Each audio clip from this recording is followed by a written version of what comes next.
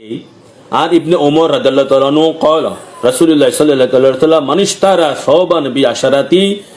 دراهم وفي درهم من حرام لم يقبل الله له صلاة ما دام عليه الله أكبر يا رسول الله।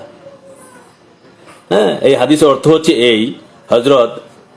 ইবনে উমর মানে হযরত ফারুক আজম রাদিয়াল্লাহু তাআলা আনহুর বেটা মানে পুত্র হযরত আব্দুল্লাহ ইবনে উমর রাদিয়াল্লাহু তাআলা থেকে বর্ণিত, তিনি বলেছেন আমার নবী আপনার মকবুল কানাতের নবী হুজুর পূর্ণ সাল্লাল্লাহু আলাইহি ওয়াসাল্লাম বলেছেন, মানিশতারা সাওবান, কোন ব্যক্তি যদি একটা কাপড় কিনলো বি আশারাতি দ্বারা হিমা 10 দিরহাম দিয়ে মানে 10 টাকা দিয়ে একটা কাপড় কিনলো, ওয়াফি দিরহামুন মিন হারামিন, ওই 10 টাকার মধ্যে 1 টাকা একটা হারামের টাকা আছে, ওই 10 টাকার মধ্যে একটা হারামের টাকা আছে, লাম ইয়াকবালাল্লাহু লাহু সালাতা মাদামা আলাইহি আল্লাহু আকবার ইয়া রাসূলুল্লাহ। মানে আমার টুপিটা আমি ধরেন 100 টাকা দিয়ে কিনলাম, এই 100 টাকার মধ্যে যদি 1 টাকা হারামের থাকে তাহলে এই টুপি পরে নামাজ পড়লে নামাজ হবে না।